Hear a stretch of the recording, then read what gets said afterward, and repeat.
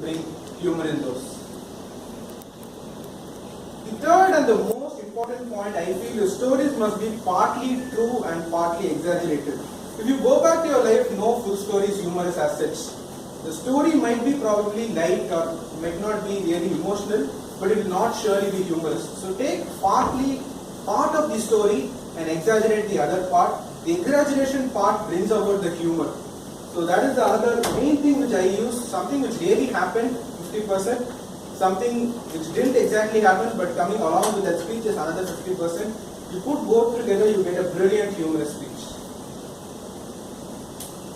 And the last but not the least, the humorous speech is not a string of jokes, it is a string of comic events. If you see people who come and give internet jokes one after the other, which are not exactly related, somehow trying to force fit them, it doesn't really work out well. Humorous speech becomes very humorous only when it's a string of comic events. If you take a personal story or some story, a story is nothing but a string of events. When each event you take it in a comic way, it becomes a string of events and a perfect humorous speech. So this is the basic difference between stand-up comedy and humorous speech. A lot of people keep confusing both what is stand-up comedy, what is humorous speech. In humorous speech, it's a string of comic events, each is somewhat related to each other. In a stand-up comedy, it's just a random collection of jokes, need not necessarily be interrelated. So this is the things which makes a humorous speech, basic few points. Let us quickly come to what breaks a humorous speech. I've seen so many people attempting a humorous speech and failing badly. And analyzing all those failures, these are what I personally believe reasons for a humorous speech not going well. First one is internet jokes. When you look up Google and find a joke, it's most likely that everyone in the audience also can do the same. So everyone knows your joke. A joke is a joke when you tell it first. It's an okay joke when you tell it second, and it's not a joke when you tell it third, and it's an irritation when you tell it the fourth time. So try your level best not to use internet jokes because everyone knows about it. It becomes extremely predictable and you lose the audience interest. And in a humorous speech, audience is everything. Audience is your success, audience is your failure. When you lose your connect with the audience, however humorous your script might be, you just lost the humorous speech. So try not to use internet jokes or cliche jokes which everyone seems to know. The second one is force-fitting random jokes. This is where the difference between a humorous speech and a stand-up comedy comes. I've seen a lot of people taking jokes from the internet and force-fitting it in your speech, trying to forcibly make that person in the internet comedy you and some other person your girlfriend or something like that and giving that joke, and it really doesn't work out with the audience. However unique the jokes are, those are the ones which actually make the speech humorous, not the ones which people generally take. But if you can find a joke which really gels with your speech, it really works out. For people who heard Guru's NCC speech, there is a part where he takes a rifle and holds it the other way around, and his friend comes and says, you hold it the right way and shoot, or the wrong way and shoot, both are correct for the nation. So that is actually an internet joke, but he weaved it so well around his speech that it really came as a flow. So if you have the capability of doing that, you are very much open to doing it. But if you don't, try not to force fit any internet joke or any other joke into your speech. Third point is husband-wife jokes. The reason I'm saying this thing is the joke might be extremely good, it might be extremely funny, it might be really, really nice. But given a Toastmasters audience, we are too much in tune to listening to this. So however good your joke might be, people will not really appreciate it. The only reason being it's too cliche. However good it is, will not work because everyone listens to it. When you come to a humorous speech contest, 4 out of every 5 or even 3 out of every 5 will be doing this. So it becomes too cliche and so people will not appreciate it, however good it might be. If you can think of some third unique way or fourth dimension way of looking at husband-wife jokes wherein people wouldn't have heard it before, you are very much open to try it. But the thing is that it is too risky because however good it is, people might not like it. The fourth reason is motivational messages in the name of humor. This is something which I see happening very frequently in Toastmasters. People coming and talking about their life lessons, how they struggled in life and became some multi-millionaire in the end, how they, some internet motivation also, taking a message, fiddling it with all these things, all those motivational messages in the name of humor. It actually doesn't come under the category of humor. So try your level best not to have motivational messages in your speech. The message can be very, very simple. The key in a humorous speech is that it didn't necessarily have a message. You can put a message but make it very, very simple. A message like a vada in sambar is sambar vada, in curd is tail vada. Even that is a message good enough for a humorous speech, and you have every chance of winning the humorous speech contest. So don't try to put motivation inside humor, because those are two different things. The mindset of people for motivation and for humor is totally different, and if you make the audience swing from this to that, you never actually end up bringing your humor out. The next point is overacting. Lot of people say that body language and vocal variety are essence of humorous speech, but of late I see a lot of people overacting like Kamal Hassan in front of the audience, trying to do a lot of different things, jump around, fall down, get up, I have shot in the head and I fell down. All these things, I've seen it really frequently nowadays. So don't try to overact when you're giving a humorous speech. The lesser you act, the more powerful your humor is. When you overact, people think you're overacting because your humor is diluted. That's why you're counteracting your dilution using your overacting. So don't overact during a humorous speech. Try to be as normal and composed as possible, and let the audience do the overaction by laughing out loud. And the last point is education session in the name of humorous speech. There was, to quote an incident, me and Guru went for a division level conference 6-7 months ago, and there was a person from a college outside Chennai, let me not give any more information, who came and told about how to get girlfriend using Toastmasters skill. There are 3 ways to get girlfriend using Toastmasters skill. Rule number 1, rule number 2, rule number 3. If 3 fails, go to 4. That is supposedly called an education session and not a humorous speech. So when you come out and give tips on doing things, give gyan on doing things, how to get this, how to get that, that comes under the education session category and not humor category. So when it comes to humorous speech, don't give any gyan to the audience, don't give any message to the audience. Try to make it as light as possible. Don't make the audience think too much, that's when they laugh out loud. These are the points which I personally believe break a humorous speech. However good your humorous speech is, if you have these things, it really doesn't work out with the current set of audience in Toastmasters. Okay, now let me go to the important aspects in a humorous speech. The first thing is a humorous script. Your script must be humorous. You must be convinced that people will laugh at your speech. If you give that speech, you must be convinced that you yourself will first of all laugh at that speech. So the most important thing is a humorous script. The next thing is vocal variety, body language, etc., etc. Everything comes after that. But unless you have a humorous script, however good everything else is, it really doesn't work out.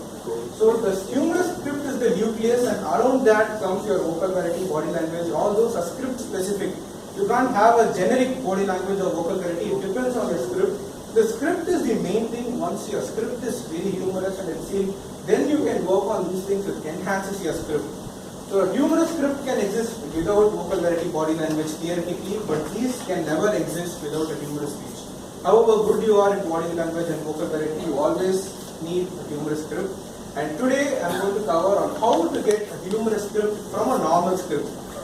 A humorous script is not developed as a humorous script, rather it is developed as a normal script, and then you add on the masala to make it a humorous script. That is how you actually come and get a really good humorous script.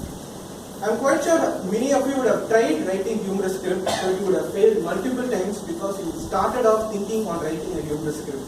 The main thing I am going to concentrate today is start off writing a normal script and then try to convert that into a humorous script. Then you work wonders and you can give great humorous speeches. Okay, so let us come to the essence of a humorous script. Comparisons which are unpredictable. This is something which really brings out a lot of humor in your speech. Comparing things in an unpredictable way. That is why your creativity and your craziness comes into picture, where you compare things in a totally wacky manner wherein people don't expect you to compare it that way and they start laughing. So this is one major thing which gives you a humorous script, comparisons. The second one is something which Guru always comes and tells me or tells anyone for that matter, exaggeration. Without exaggeration, it's very, very difficult to bring out a humorous script. A humorous script is very, very, very rarely factual. Always it is exaggerated, and the exaggeration need not necessarily be believable. It can even be unbelievable. So unbelievable exaggeration and unpredictable comparisons are the key in every humorous script. If your humorous script has both of these, the chance that you succeed giving a humorous speech is very, very high. Probably 80 or 90% when you are sure you have these two. So now let us quickly see how we can get these two in your humorous script, and then we also have a live example of how a normal script becomes a humorous script. So now let us see how you can get comparisons and exaggeration in your humorous script. First, let us come to comparisons. Comparisons are generally used after descriptive words or action words. When you have descriptive words or action words, you compare after you use these. So let me give you a small example. He was stylish and handsome. So stylish and handsome are descriptive words, they describe a person. So the comparison comes after this. Like our Parandaman. He was stylish and handsome like our Parandaman. Somehow someone has laughed for this, so it's humorous. So this is how you bring out humor after a descriptive word. So now coming for action words, seeing Sunil Jose, his mentee started running.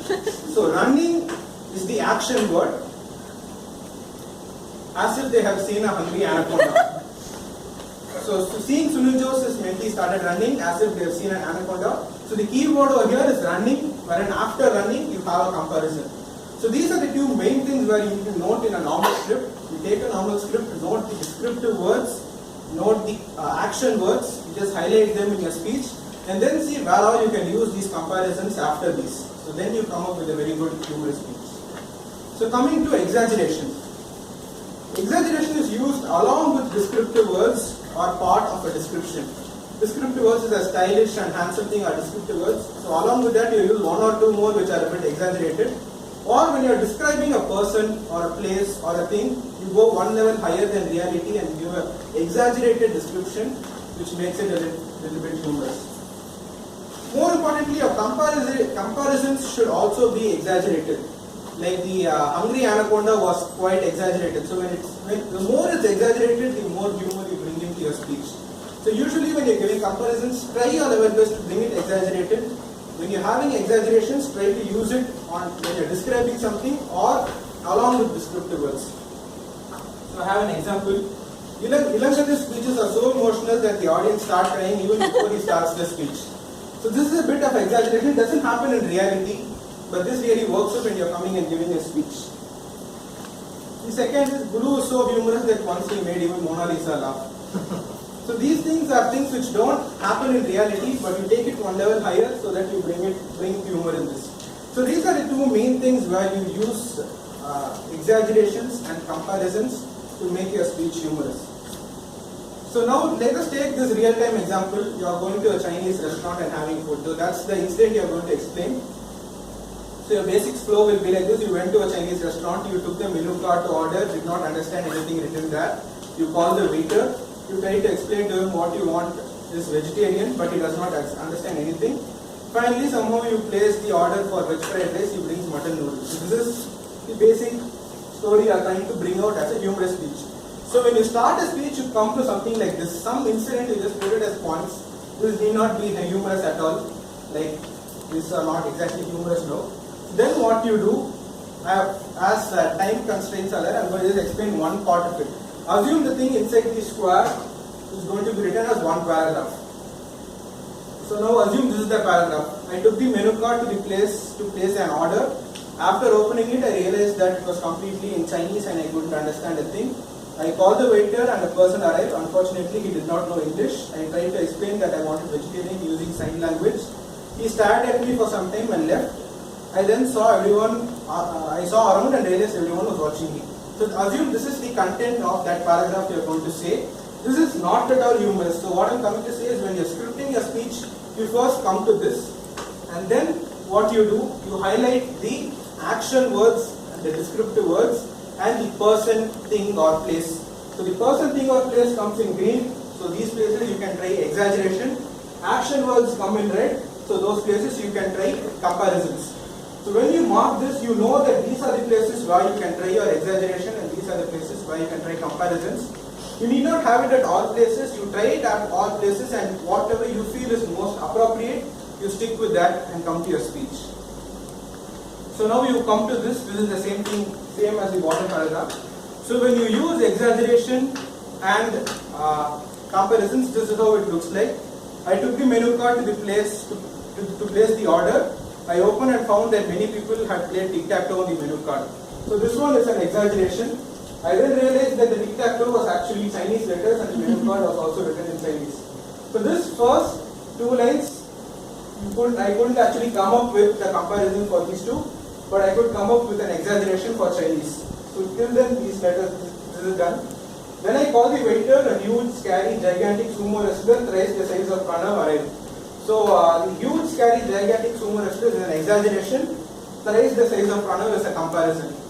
So yeah, the person I did an exaggeration and arrived I did a comparison. I tried to speak to him, but he was also like the middle card, only Chinese, no English. So this is a comparison. For explain I tried a comparison, so I came up with this. Then I used my expert sign language to tell him that I wanted vegetarian. He stared at me as if I had given him a marriage proposal. So stared, I have come up with an example. Sorry, what is that? Comparison. After he left, I realized that everyone in the restaurant was shocked as if they had seen some horror movie. As if I had seen some horror movie is a comparison for this, which looked more, that was when I realized that it was my sign language, which looked more like a bodyguard dance to the future program. So this is an exaggeration. So basically this is how you come up with a humorous speech. You first come up with a normal speech, then you take down of all the action words and the name, place, animating or whatever you call it, you put that in green. Action words you put it in some other color. And then for every action word try to come up with a comparison, preferably exaggerated comparison.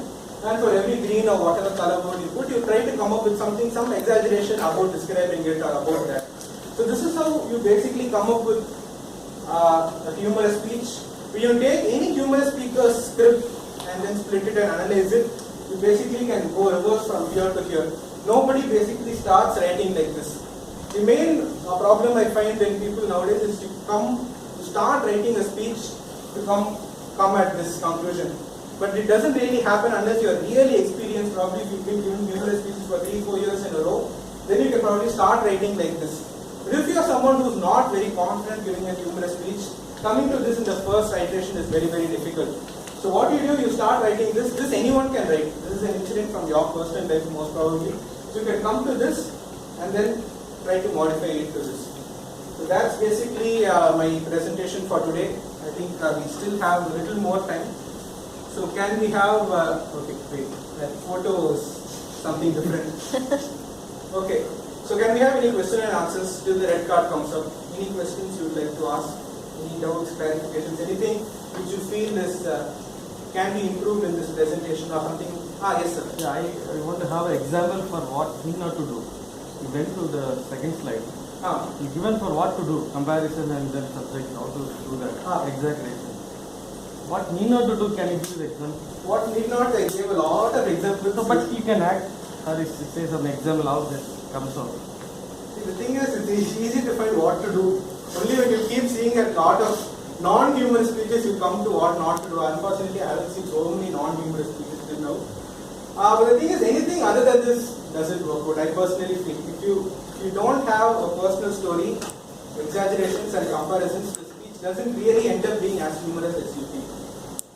I hope that answers your question. That is correct. This is exactly correct. What everybody is doing.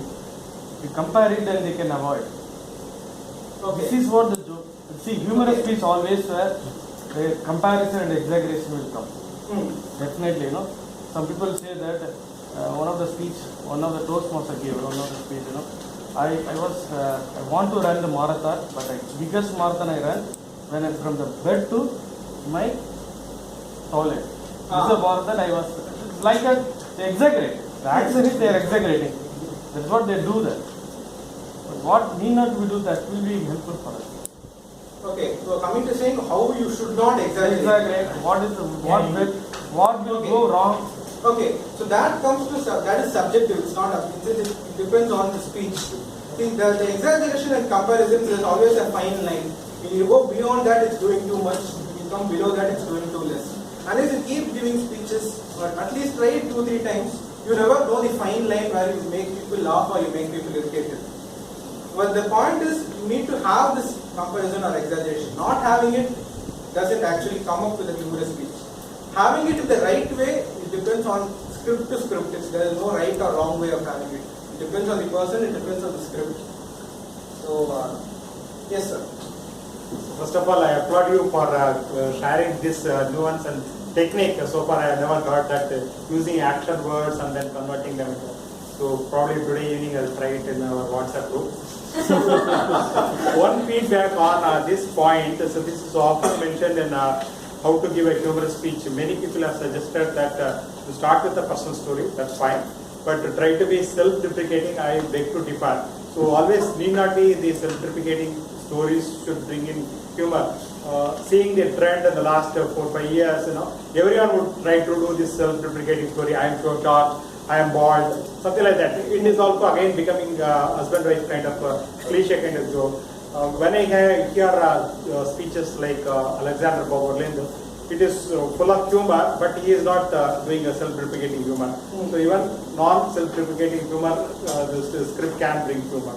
So I think, listening to this, many people know they try to do this self-deprecating. And again, I think it is becoming a cliche kind of thing. Okay, that's a really, really valid point. The thing is that you can have a personal story without self-deprecation also. What I was coming to say is having a third-person story about some dog going behind some cat, that doesn't really work out. Something where you are involved in the story, I personally feel will give a lot of humor.